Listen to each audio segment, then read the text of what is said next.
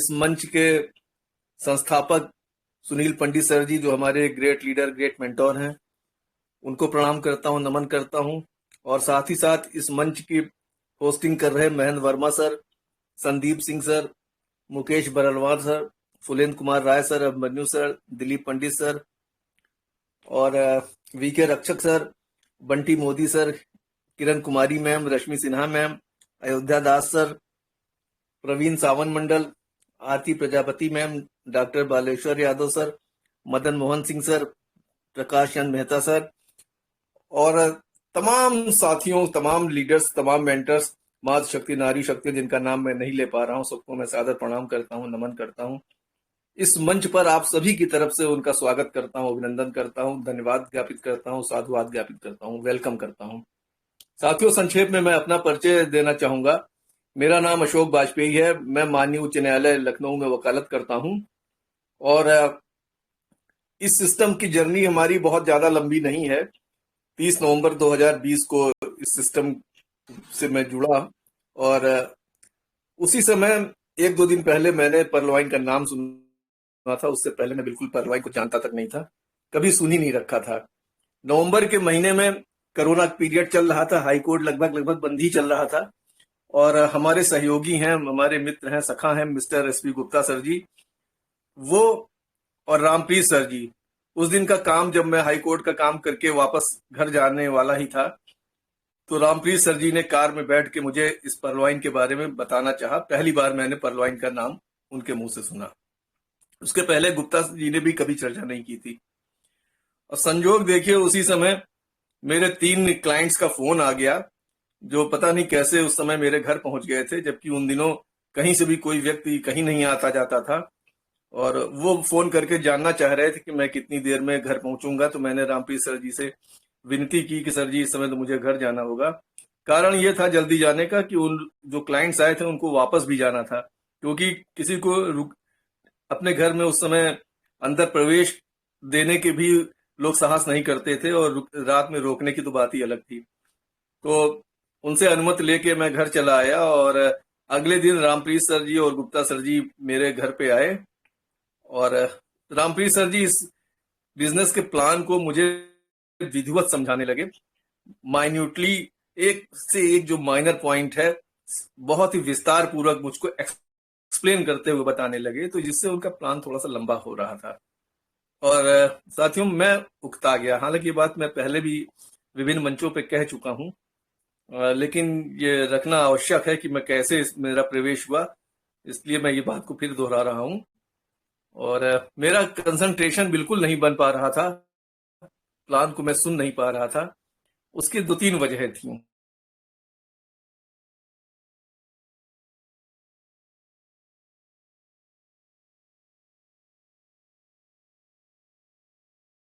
नहीं थी मेरे लिए ये। सर जी, क्या मेरी आवाज जा रही है सर? बिल्कुल क्लियर, कंटिन्यू करें गुरुदेव। जी जी सर जी, क्योंकि मेरा गोल गोल घूमने लगा था, मैंने समझा शायद नेटवर्क की प्रॉब्लम है। तो मेरे लिए बिल्कुल नवीन अनुभव था ये। इस तरह की नेटवर्किंग वगैरह से मेरा पाला नहीं पड़ा था। एक बार गुप्ता जी ने मुझे एमवे से जरूर जोड़ा था, लेकिन मैंने उसमें ना कुछ किया था, ना मैंने कोई उसमें कुछ करने का प्रयास ही किया था। तो चूंकि मेरी रुचि नहीं थी और मेरे पास समय का भी नितांत अभाव रहता है, कमी रहती है, तो मेरे मन में ये था कि इन सब कामों में पर्याप्त समय देना होगा, जो मैं दे नहीं पाऊंगा, क्योंकि समय की मेरे पास बहुत कमी रहती है। इतनी कमी रहती है कि मैं अपने घर परिवार को भी समय नहीं दे पाता हूं। तो एक तो कारण ये था कि रुचि नहीं थी, समय नहीं था। एक कारण और था कि मेरा कंसंट्रेशन नहीं बन पा रहा था। मेरा अगले दिन मेरी एक डबल मर्डर की अपील लगी हुई थी हियरिंग के लिए, फाइनल आर्गुमेंट उसमें होना था। ऑनेबल कोर्ट के द्वारा मुझे लास्ट अपॉर्चुनिटी आर्गुमेंट के लिए दी गई थी और वो एडजर्न नहीं होनी थी, तो मेरा ध्यान उधर भी चला जा रहा था। बहरहाल किसी तरह से प्लान खत्म करके रामप्रीत सर जी, गुप्ता सर जी चले गए। लेकिन साथियों, मैं पहले भी बता चुका हूं, न जाने, इसको मैं देवी चमत्कार ही मानता हूं, न जाने मेरे मन में कैसी कैसे उथल पुथल होने लगी।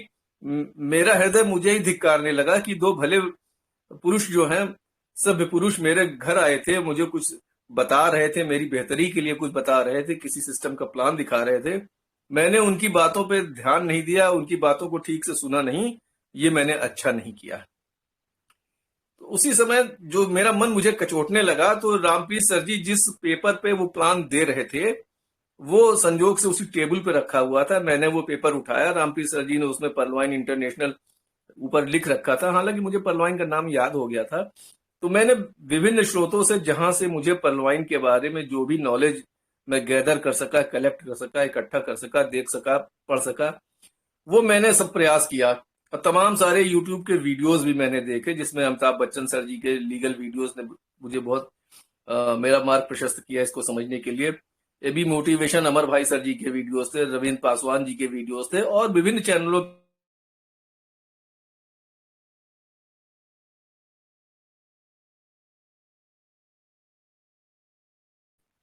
अंततः मैं इसकी, ये तो बहुत अच्छा सिस्टम है, बहुत अच्छा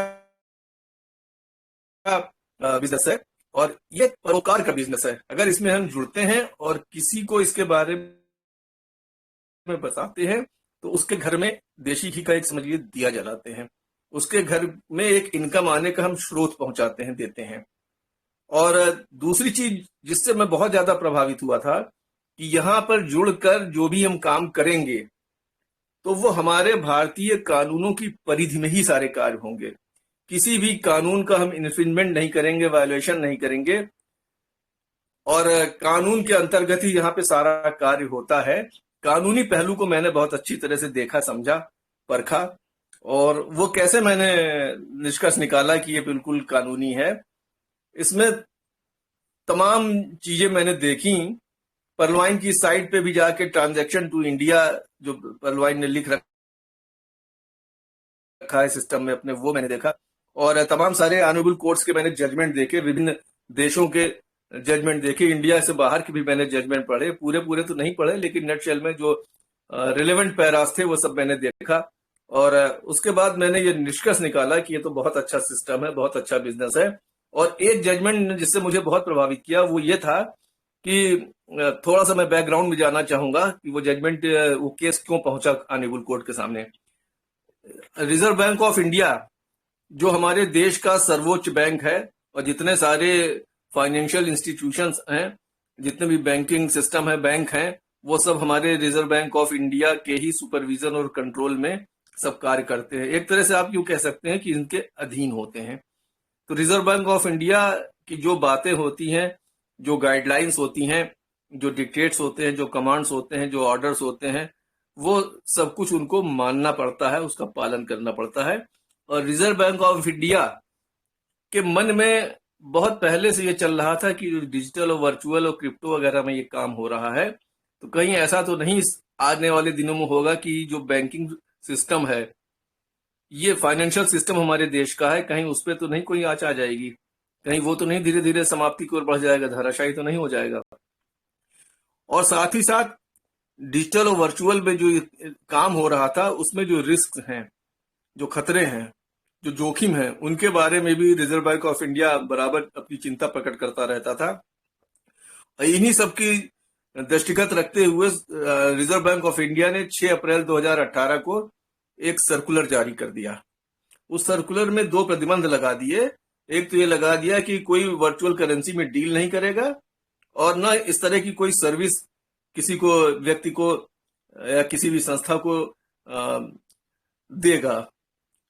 कहने का मतलब यह है कि वर्चुअल करेंसी में पूरी तरह से रोक लगाने का प्रयास रिजर्व बैंक ऑफ इंडिया ने किया। और दूसरा जो प्रतिबंध लगाया वो ये लगाया कि सारे रिलेशंस ऐसे लोगों से समाप्त कर लिए जाएं जो वर्चुअल करेंसी में काम कर रहे हों। तो इसका नतीजा क्या रहा इन प्रतिबंधों का? जितने भी बैंक थे, जिन लोगों के अकाउंट जो डिजिटल में काम कर रहे थे, वर्चुअल में काम कर रहे थे, क्रिप्टो में काम कर रहे थे, पेट्रो में काम कर रहे थे, जिन जिन लोगों के अकाउंट थे, वो सब अकाउंट फ्रीज कर लिया उन बैंकों ने। तो इसका बहुत ही ऐसा असर पड़ा कि हाहाकार मच गया, क्योंकि बहुत सारे लोगों के अकाउंट्स थे, उसमें बहुत सारा पैसा था। जब अकाउंट फ्रीज हो गया तो उनका सारा काम धंधा बंद हो गया, लेन देन सारा रुक गया, तो सब बहुत परेशान हो गए। तो उन लोगों ने जो इंडिविजुअल लोग थे तमाम सारे, उन्होंने एक ग्रुप बनाया और पेटिशन फाइल की, इकट्ठा होकर समूह बनाकर वो ऑनरेबल सुप्रीम कोर्ट में आर्टिकल 32 कॉन्स्टिट्यूशन ऑफ इंडिया के तहत, उसका नाम पेटिशन का था, केस का नाम है internet and mobile association of India versus reserve Bank of India. और दूसरी रिट पिटीशन उन लोगों द्वारा फाइल की गई जो कुछ ग्रुप्स ऑफ कंपनीज थी जो क्रिप्टो एसेट्स एक्सचेंज प्लेटफॉर्म को ऑनलाइन रन करा रहे थे, या जो उसके शेयर होल्डर्स थे, फाउंडर्स थे, और क्रिप्टो की ट्रेडिंग वगैरह में कर रहे थे। तो उन लोगों ने भी एक अपना ग्रुप बना के, ग्रुप ऑफ कंपनीज ने पेटिशन फाइल की ऑनरेबल सुप्रीम कोर्ट में आर्टिकल 32 कॉन्स्टिट्यूशन ऑफ इंडिया के तहत। तो ये पेटिशंस, इसका जजमेंट जब मैंने पढ़ा तो ये जजमेंट बहुत विस्तृत जजमेंट है, 180 पेज का जजमेंट है, और बहुत ही, इसमें ऐसा कोई पॉइंट नहीं है जो कि ऑनरेबल सुप्रीम कोर्ट ने डिस्कस ना किया हो। उसमें जितने भी रिपोर्टिंग थी आपके रिजर्व बैंक ऑफ इंडिया की, FATF की, और भी तमाम सारी ऑर्गेनाइजेशन की जो रिपोर्टिंग थी। FATF को तो ये लगता था कि इसमें टेरर फंडिंग हो जाएगी, और इसमें उसको बहुत सारी आशंकाएं थी कि मनी लॉन्ड्रिंग होने लगेगा, क्राउड कह रहे हैं, टेरर फंडिंग होने लगेगी, इसका इस्तेमाल तमाम टेररिस्ट ऑर्गेनाइजेशन इसमें करने लगेंगे, और इसका बहुत दूरगामी परिणाम होगा, दुष्परिणाम होगा, इस तरह के काम नहीं होने चाहिए। वो भी बराबर इसमें रोक लगाने का प्रयास कर रहा था, और लॉ इन्फोर्समेंट एजेंसी भी इसमें कूद पड़ी, उसने भी तमाम तरह से इसमें रोक लगाने का प्रयास किया। और लॉ इन्फोर्समेंट एजेंसी को कहीं से ये भनक लगी कि जो इसमें जो क्रिमिनल्स लोग हैं वो बहुत जल्दी इसमें आकर्षित हो रहे हैं, और इसमें तमाम सारे लेन देन जो हैं उनका पता लगाना भी मुश्किल है, कहाँ पे किसने किसको पैसा भेज दिया, ये सब जानकारी नहीं हो पाएगी, बहुत सारे लेन देन का बिल्कुल पता नहीं लग पाता है। तो और उसको जो ये भनक लगी थी कि इसमें टेररिस्ट लोग भी इसमें इन्वॉल्व हो गए हैं, इसके माध्यम से काम कर रहे हैं, तो उसने इन लोगों को पकड़ने के लिए, जो उसको संदेह था, उसके लिए उन्होंने आवाज को कैच करने के लिए बहुत हैवी रिसीवर्स, ट्रांसफॉर्मर्स, रिसीवर्स, ये सब जो टेक्निकल इक्विपमेंट है उनका सहारा लिया, और उसमें उनको सफलता मिली। कुछ लोगों के उन्होंने कन्वर्सेशन को टैपिंग भी की, आवाज पकड़ में आई, कैच हो गई, रिकॉर्ड हो गई। उसमें एक अली शुक्री अमीन नाम का एक व्यक्ति, एक टेररिस्ट पकड़ा भी गया था। उसने यह स्वीकार किया था कि हम लोगों का एक बहुत बड़ी संख्या में ट्विटर अकाउंट है, ग्रुप है, जिसको हम लोग इसके द्वारा असलहों की खरीद फरोख्त में इसका इस्तेमाल करते हैं, ट्रेनिंग देने में इस्तेमाल करते हैं, और कहाँ पे कौन सी आतंकी गतिविधियां करनी है उनको हम डायरेक्शन देते हैं, उनको बताते हैं, और उसी हिसाब से हमारा काम होता है। तो बहुत लंबा चौड़ा उसका कन्फेशनल स्टेटमेंट है। तो ये सारी बातें भी ऑनरेबल सुप्रीम कोर्ट के सामने रखी गई थी, और साथ ही साथ जो गवर्नमेंट की डिजिटलीकरण की तरफ बढ़ रही, ये सारी भी बातें रखी गई, और विभिन्न देशों की जो करेंसी है, करेंसी की डेफिनेशंस हैं, वो सब रखी गई, और तमाम सारे कॉइन्स जो है, बिटकॉइंस के बारे में ये मेनली था कि बिटकॉइंस और डोजी कॉइन्स, लाइट कॉइन्स, और भी एक दो कॉइन्स में ये सब चीजें भी उसमें डिस्कस हुई हैं। और डिजिटल एसेट्स क्या होता है, पेट्रो एसेट्स क्या होता है, वर्चुअल एसेट्स क्या होता है, इन सब चीजों के एसेट्स के बारे में भी उस जजमेंट में काफी विस्तार से डील किया गया है। और कुल मिला के जितना भी आशंकाएं थी, और बहुत सारी लंबी चौड़ी रिपोर्टिंग थी, FATF की रही हो, या रिजर्व बैंक ऑफ इंडिया की रही हो, या और ऑर्गेनाइजेशंस की रही हो, सबको बहुत विस्तार से ऑनरेबल सुप्रीम कोर्ट ने देखा, परखा उसको, और अपना जो कंक्लूजन दिया, अपनी फाइंडिंग दी, अपना ऑब्जर्वेशन, और क्यों, किस नतीजे पे, इस नतीजे पे वो क्यों पहुंच रही है, वो सब भी विस्तार से सब डील किया है ऑनरेबल सुप्रीम कोर्ट ने। और मैं ज्यादा विस्तार में न जाती हूँ, क्योंकि अगर मैं पूरा उस पर जाऊंगा तो थोड़ा सा लंबा जजमेंट है, बहुत सारी बातें, बहुत सारी रिपोर्टिंग सब है, तो उसमें कम से कम बहुत समय लग जाएगा, और यहाँ समय की थोड़ी सी कमी है। तो मैं इस पे आता हूँ निष्कर्ष पे कि ऑनरेबल सुप्रीम कोर्ट ने क्या निष्कर्ष निकाला। अंततः सबकी बहस सुनने के बाद अटॉर्नी जनरल ऑफ इंडिया की बहस सुनी, सॉलिसिटर जनरल ऑफ इंडिया की बहस सुनी, पिटिशनर्स के काउंसिल की बहस सुनी, और गवर्नमेंट की जो डिजिटलीकरण की योजना है वो सब के बारे में विस्तार से उन्होंने देखा। अब विभिन्न देशों के में इस तरह की ला क्या कहते हैं, करेंसी की क्या डेफिनेशन है, वो सारा कुछ परखा, और विदेशों के जजमेंट्स भी साइट किए, उनको भी देखा कि इस संबंध में उनकी क्या राय है, दूसरे देशों के जजेस और दूसरे देशों की कोर्ट ने क्या इस पे अपनी फाइंडिंग्स दी है, क्या प्रिंसिपल लेट डाउन की है। ये सब चीजें देखने के बाद अंततः ऑनरेबल सुप्रीम कोर्ट ने यह पाया कि रिजर्व बैंक ऑफ इंडिया का जो ये सर्कुलर है 6 अप्रैल 2018 का, ये बेबुनियाद है। उनकी आशंकाएं जो हैं वो बिल्कुल बेबुनियाद हैं, और ऐसा कोई काम न क्रिप्टो में, न डिजिटल में, न वर्चुअल में किसी तरह का कुछ नहीं हो रहा है जिससे रिजर्व बैंक ऑफ इंडिया की जो आशंका है कि फाइनेंशियल सिस्टम धराशायी हो जाएगा, उस पर आज आ जाएगी। बल्कि ये पाया, इनडायरेक्टली ये पाया कि जो ये काम हो रहा है इससे हमारे फाइनेंशियल सिस्टम को मदद ही मिल रही है। कहीं पे उसका उल्लंघन नहीं हो रहा है, कहीं पे किसी भी लॉ का इंफ्रिंजमेंट नहीं हो रहा है, वायलेशन नहीं हो रहा है, सारा काम कानून की परिधि में हो रहा है। उस जजमेंट में मिंट का भी जिक्र है, पर्लवाइन का नाम तो नहीं आया लेकिन मिंट का नाम आया है। और जब ऑनरेबल सुप्रीम कोर्ट ने पिटीशन को अलाउ कर दिया तो बहुत सारी खुशियां छा गईं, और तमाम लोगों का जो पैसा था वो मिलने की उनको उम्मीद बढ़ गई। और ऑनरेबल सुप्रीम कोर्ट ने 2 ऑर्डर्स और पारित किए।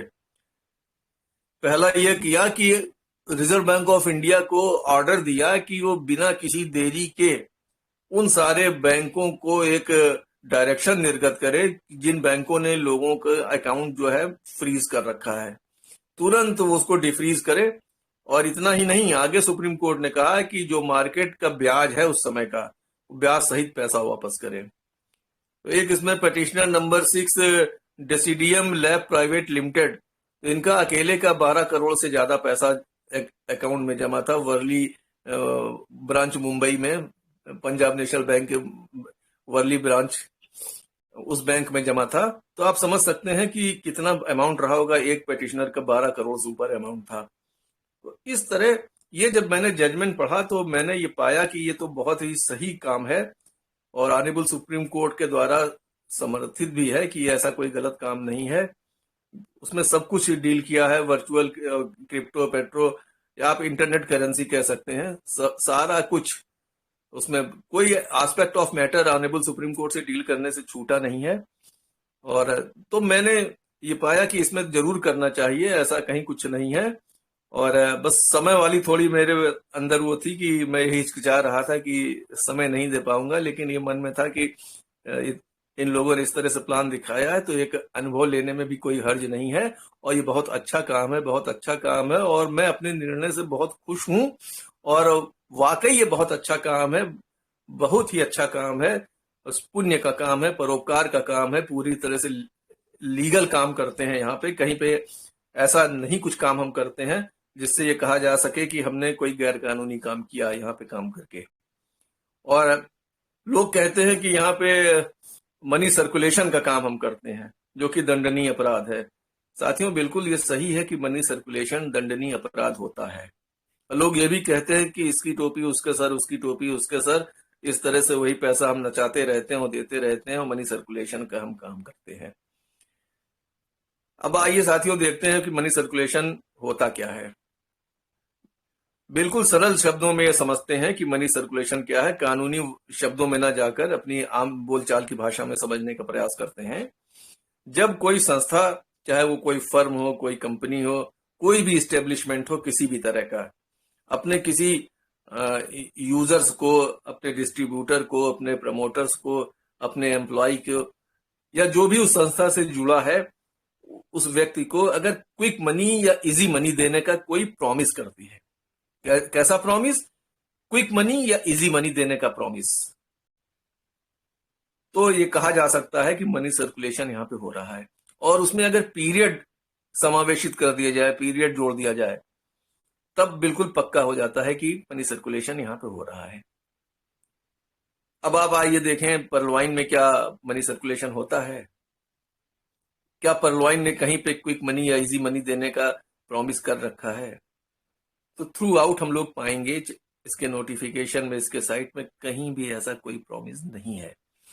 बल्कि पर्लवाइन ने तो ये तक लिख रखा है अपने साइट पे, अपनी नोटिफिकेशन में, कि हम ही लोग अपने हानि लाभ के लिए जिम्मेदार हैं। कोई भी यूट्यूबर्स, कोई भी अपलाइन, कोई भी किसी भी रूप में जिम्मेदार नहीं है। तो पर्लवाइन ने तो इस तरह से लिख रखा है, तो कहीं पे कहा ही नहीं है क्विक मनी या इजी मनी देने का, कहीं कोई वादा, कोई प्रॉमिस है ही नहीं। तो मनी सर्कुलेशन कैसे हो सकता है? कतई नहीं हुआ मनी सर्कुलेशन। इसी तरह आइए अब देखते हैं ऑटो पूल में। ऑटो पूल जो हमारी 4K मैट्रिक्स दुनिया भर में जो काम होता है, ग्लोबल वर्क होता है, उसके आधार पर जो सिस्टम बनाता है 4K मैट्रिक्स से, पहले आओ पहले पाओ, फर्स्ट कम फर्स्ट सर्व के आधार पर, क्या उसमें मनी सर्कुलेशन हो रहा है? वहां क्या कोई प्रॉमिस किया है? कतई नहीं पाएंगे, कहीं भी नहीं है, थ्रू आउट नहीं है। इसलिए भी नहीं है, और पर्लवाइन सिस्टम कर भी नहीं सकता है कि उसको खुद ही नहीं मालूम है कब किसकी मैट्रिक्स बनेगी, कब किसका नंबर आएगा, कब किसका ऑटो पूल मिल पावेगा, क्योंकि उसको तो खुद ही नहीं मालूम है कि आज कितने अकाउंट्स खुलेंगे, कल नंबर ऑफ अकाउंट्स क्या होंगे, परसों खुलने वाले अकाउंट्स कितने होंगे। जब खुद ही नहीं मालूम है कि कब किसकी मैट्रिक्स बनेगी, कब किसका नंबर आएगा, तो वादा कैसे कर सकता है? तो वहां भी कोई वादा नहीं है। तो ऑटो पूल में भी कहीं भी इस सिस्टम ने नहीं कहा है कि हम इतने दिन में दुगना कर देंगे, दुगना कर देंगे, आप इतना लगाइए हम इतना दे देंगे। नहीं है, कहीं नहीं है। हाँ, इस सिस्टम की पोटेंसी इतनी है कि यहाँ पे अगर ईमानदारी से, पूरा लीगल ढंग से भी हम काम करते हैं, तो ये संभावनाओं का प्लेटफॉर्म है, संभावनाओं का बिजनेस है। हम बहुत ज्यादा यहाँ पे कमाई अपनी कर सकते हैं। कैसे कर सकते हैं? क्राउड फंडिंग माध्यम है। क्राउड फंडिंग भी जो है पूरी लीगल तरह से क्राउड फंडिंग, वहां भी कोई गलत काम हम नहीं करते हैं। ये crowd funding, mainly crowd funding 3 तरह की क्राउड फंडिंग होती है। एक इक्विटी बेस्ड, एक डोनेशन बेस्ड कर दीजिए, तीसरा रिवार्ड बेस्ड। इन्हीं को टुकड़ों में करके आप 5-6 तरह की, 7-8 तरह की भी गिरा सकते हैं, लेकिन मेनली वो इन्हीं की ब्रांच होंगी अगर और हम करेंगे। तो यहाँ इक्विटी बेस्ड क्राउड फंडिंग बिल्कुल नहीं एप्लीकेबल है। यहाँ पे इक्विटी बेस्ड क्राउड फंडिंग में जो काम होते हैं, ऐसा कोई काम यहाँ पे नहीं होता है।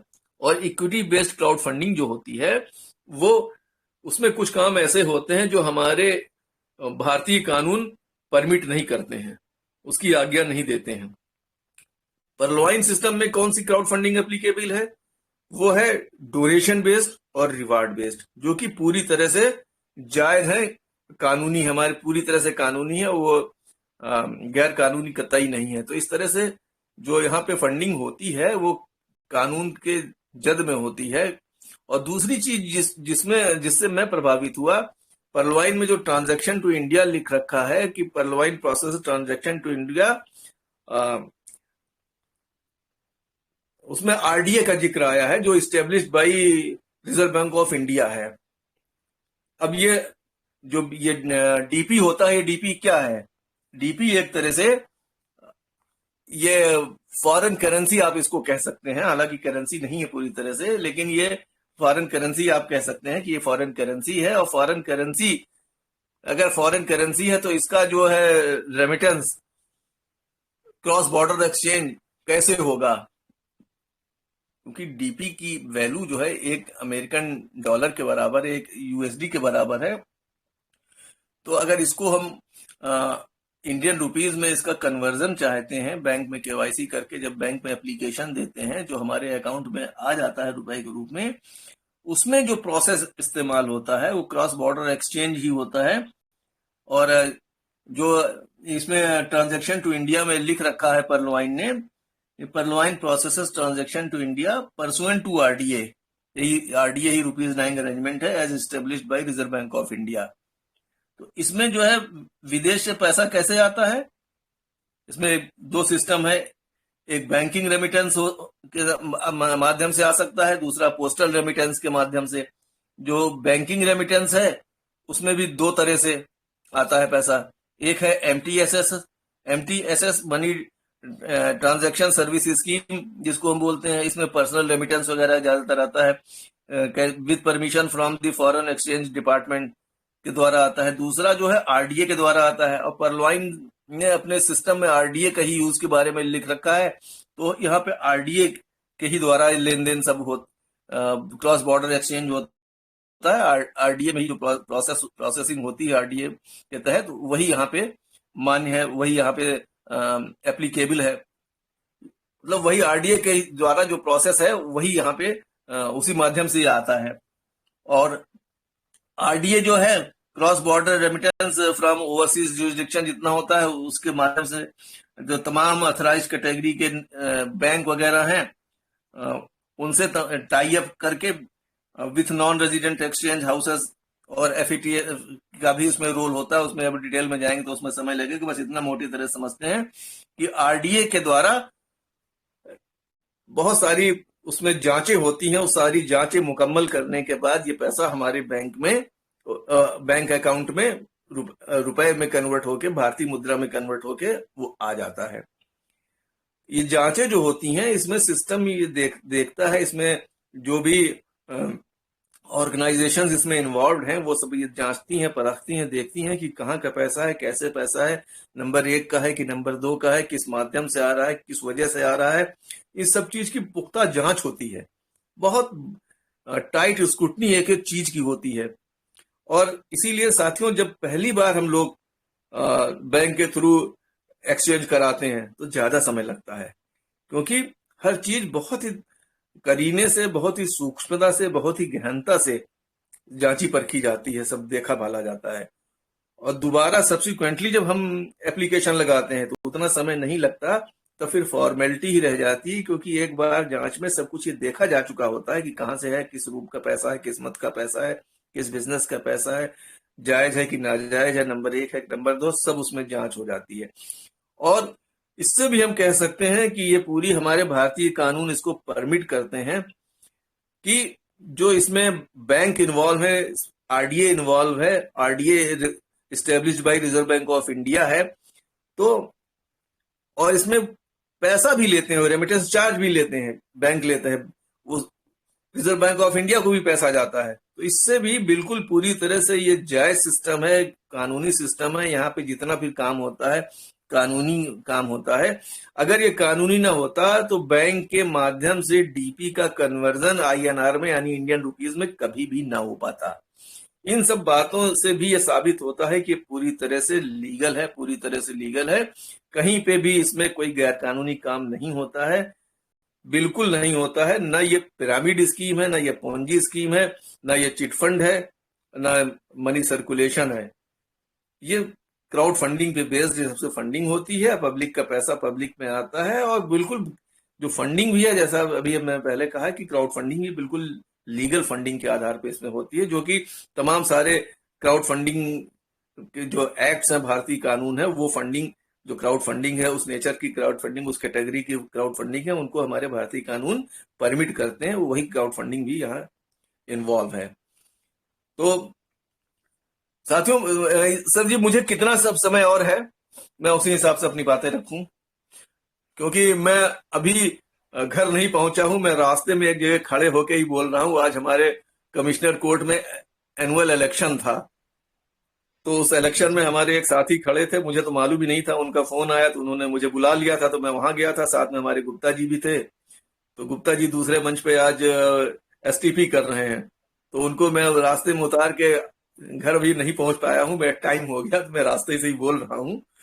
और मेरे सामने कोई भी डॉक्यूमेंट्स नहीं है, कोई पेपर नहीं है, कोई चीज नहीं है, बस जो मेरे दिमाग में है, याददाश्त में है, उसी आधार पे मैं ये रख रहा हूं। तो सर जी थोड़ा सा कोई इंडिकेट करे कितना समय मुझे है। मैंने आपका वो भी नहीं ठीक से देखा कि कितना मुझे समय मिला। गुरुजी, आपकी बात ही काफी है, आप 10-15 मिनट और ले सकते हैं। विस्तृत अच्छा जानकारी अच्छा। आप जो दे रहे हैं, बहुत बहुत धन्यवाद जी जी गुरुदेव। जी जी जी। डॉक्यूमेंट्स की आवश्यकता नहीं सर, आपकी जुबान ही काफी है ना। Thank you sir, thank you thank you. तो मैं ये कह रहा था कि पूरी तरह से यहाँ विधि सम्मत कार्य करते हैं, किसी भी तरह का कोई ऐसा काम हम नहीं करते हैं जो कि कानून का उल्लंघन। मैं तो साथियों एक कदम आगे बढ़ के कहता हूं कि भारतीय कानून ही नहीं, जो हमारे विदेशी कानून हैं, दूसरे देशों के कानून हैं, उनका भी यहाँ पे कोई उल्लंघन नहीं होता है। वो कैसे मैं कह सकता हूं? अब आप सवाल मुझसे कर सकते हैं कि क्या मैंने सारे देशों के कानून को पढ़ा है? बिल्कुल नहीं पढ़ा है, सारे देशों के कानून को नहीं पढ़ा है। लेकिन हाँ, मुझे इस बात का ज्ञान है कि कानून कैसे बनते हैं, कानून को बनाने में कौन कौन सी चीजों का प्रयोग होता है, कौन कौन सी चीजों को ध्यान रखा जाता है, और उन्हीं चीजों के, उन्हीं फंडामेंटल्स को ध्यान दृष्टिगत रखते हुए सारे देशों के कानून बनते हैं, चाहे वो भारत का कानून हो, चाहे ब्रिटेन का कानून हो, चाहे ऑस्ट्रेलिया का हो, चाहे अमेरिका का हो, चाहे न्यूजीलैंड का हो। किसी भी देश का कानून बनाने में लीगल जुरिस्प्रूडेंस के आधार पर कानून बनाया जाता है, और उसमें जो फंडामेंटल्स होते हैं उनके आधार पर, उन फंडामेंटल्स की जानकारी मुझे है, उसका ज्ञान मुझे है। इसलिए मैं कह सकता हूं कि किसी भी देश के किसी भी कानून का उल्लंघन हमारा परलोइन सिस्टम नहीं करता है, हम आप नहीं करते हैं, क्योंकि ये 156 प्लस कंट्रीज में इसका बिजनेस है। हमारे आपके साथी वहां पे काम करते हैं, और भारत के भी लोग तमाम जो विदेशों में वो भी काम करते हैं। तो कहीं के भी किसी भी देश का, भारत का ही नहीं बल्कि बाहर की कंट्रीज का भी कहीं का भी कोई उल्लंघन नहीं होता है, नहीं होता है। तो इस आधार पे हम कह सकते हैं कि कहीं कभी किसी भी देश के किसी भी कानून का उल्लंघन नहीं होता है, क्योंकि सब जो चीज यहाँ पे दंडनीय अपराध है, वही काम करने पे विदेशों में भी वो दंडनीय अपराध ही होगा। थोड़ा बहुत फर्क है यहाँ के कल्चर में और कुछ देशों के कल्चर में, कोई चीज यहाँ पे अच्छी नहीं मानी जाती, वही चीज वहां पे अच्छी मानी जाती है। बस वही थोड़ा सा लोक रीत और रिवाज, उसी वो लेकर कहीं कहीं फर्क है कानून में, बाकी सब एक है। अगर यहाँ पे मर्डर करना यहाँ दंडनीय अपराध है, तो दुनिया के किसी कोने में भी कोई व्यक्ति अगर मर्डर करता है, उसका दोषी होता है, तो वो दंडनीय अपराध की कोटि में ही आता है, पनिशेबल एक्ट वो करता है, और दंड का भागीदार होता ही होता है। तो इस तरह से पूरी दुनिया में जितने भी कानून हैं, किसी का भी उल्लंघन परलोइन सिस्टम नहीं करता है, क्योंकि जैसा मैंने अभी कहा कि ना यहाँ पे कोई पिरामिड स्कीम चलती है, न कोई पोंजी स्कीम है, न चिट फंड है, न मनी सर्कुलेशन है। तो किसी भी तरह का जो कानून में जिन चीजों को रोका गया है, वैसा कोई काम यहाँ पे नहीं होता है। सारा काम जो है कानून के दायरे में होता है, कानून की परिधि में होता है। किसी भी कानून का ना इन्फ्रिंजमेंट होता है, ना वायोलेशन होता है, ना हम उनका उल्लंघन करते हैं, बल्कि उन्हीं के अंतर्गत उनका पालन करते हुए सारा हम काम करते हैं। तो इतना अच्छा बिजनेस है, इतना अच्छा बिजनेस है। और मैं एक बात अक्सर कहता हूं कि हम सब लोग भाग्यशाली हैं, बहुत भाग्यशाली हैं कि ये बिजनेस, ये अपॉर्चुनिटी हम लोगों के दरवाजे पे आ गई, और हम लोगों ने इसको लपक के पकड़ लिया, इससे जुड़ गए, इसको अपना लिया, इसमें शामिल हो गए। मैं इसको ऐसे कहता हूं कि ये भगवान का ये वरदान है। भगवान चाहता है, ईश्वर चाहता है, अल्लाह चाहता है, गॉड चाहता है, वाहे गुरु चाहता है कि हमारी जो हमारे परिवार में धन की कमी है, हमारी जो विषमताएं हैं, जो विपन्नताएं हैं, सॉरी विषमताएं कह गया मैं, विपन्नताएं हैं, वो संपन्नता में बदले, विपन्नता हमारी संपन्नता में परिवर्तित हो, उसमें तब्दील हो। इसीलिए ईश्वर ने हमारे आपके दरवाजे, यानी हमें आपको इस सिस्टम से मिलवा दिया है। साथियों, इस दुनिया में कोई भी ऐसा व्यक्ति नहीं होगा जो कि धनवान न बनना चाहता होगा। सभी को पैसा कमाना अच्छा लगता है, लेकिन अभी हम आप सोच सकते हैं कि अभी लाखों करोड़ों लोग ऐसे हैं जिन्होंने परलोइन का नाम ही नहीं सुना है। तो मैं तो ये कहता हूं कि अभी ईश्वर की मर्जी ही नहीं है कि वो लोग धनवान बने, या जो उनमें धन की कमी है, अभाव है, अभावग्रस्त उनका जीवन है, वो संपन्नता की ओर परलोइन बिजनेस को अपना के अपनी विपन्नता को संपन्नता में परिवर्तित कर सके। ईश्वर भी नहीं चाहता, और ऐसे लोगों को तो मैं अभागा कहता हूं साथियों, जिनको आपने, हमारे तमाम साथियों ने इस परलोइन बिजनेस के बारे में बता रखा है, इसके प्लान को भी दिखा रखा है, सारी बातें, ये कितना अच्छा है, कितना कुछ देने वाला है, और कितना ईमानदार बिजनेस है, सब कुछ बता रखा है। इसकी सारी विशेषताओं को उनके सामने रख रखा है, लेकिन वो फिर भी इससे नहीं जुड़ रहे हैं, एक ना एक बहाना करके टालते जा रहे हैं। तो उनको तो मैं अभागा कहता हूं। साथियों, मैं एक छोटी सी कहानी रख के अपनी बात समाप्त करना चाहूंगा। वो कहानी यह है कि शंकर पार्वती जी कहीं जा रहे थे, तो पार्वती जी को एक निर्धन व्यक्ति दिखाई दिया। हालांकि आप लोग सब कई बार सुन चुके होंगे इस कहानी को, लेकिन फिर भी मैं रखना चाहता हूं। तो उस निर्धन व्यक्ति पे पार्वती माता जी को दया आ गई। उन्होंने शंकर भगवान जी से प्रार्थना किया कि इस व्यक्ति की कुछ मदद की जाए। तो शंकर भगवान जी ने कहा कि आप तो दयालु प्रकृति के हो, जिसको भी देखती हो तुरंत पसीज जाती हो, लेकिन ठीक है, आप कह रही हैं, आप तो उसकी मदद करते हैं। तो शंकर भगवान ने एक पोटली में हीरे जवाहरात अशरफी यानी तमाम बहुमूल्य वस्तुएं उसमें भर के जिस रास्ते पे वो व्यक्ति जा रहा था, उस रास्ते पे उसी के पास गिरा दिया। उस व्यक्ति के मन में आया कि अंधे लोग कैसे चलते हैं। उसने अपनी आंखें बंद की और आगे बढ़ने लगा। उस पोटली पे उसने पैर से ठोकर भी मारी और आगे बढ़ गया। तो इसी तरह तमाम सारे साथी हमारे अपनी आंखें बंद किए हुए हैं। परलवाइन रूपी धन की गठरी, धन की थैली उनके सामने है, मौजूद है, लेकिन वो अपनी आंखें बंद किए हुए इसको अपना नहीं रहे हैं। तो मैं ऐसे साथियों से भी निवेदन करना चाहूंगा कि वो बिना किसी देरी के, अब तक जो देरी हो गई ठीक है, बिना किसी देरी के तुरंत इसको बिजनेस से जुड़ें, इसको अपनावें, इसमें अपना अकाउंट एक्टिवेट करें और अपने जीवन की जो विपन्नता है उसको संपन्नता में बदले। अपने जीवन की दशा और दिशा को परिवर्तित करें, अपने को धनवान बनावें, अपने को संपन्न बनावें और अपने सपनों को, अपने बच्चों को सपनों को, अपने परिवार को सपनों को पूरा करें यहाँ से, और दूसरों की मदद करने में भी सामर्थ्यवान बने। तो इन्हीं बातों को कहते हुए मैं अपनी वाणी को विराम देता हूं और आप लोगों को बहुत बहुत धन्यवाद ज्ञापित करना चाहता हूं।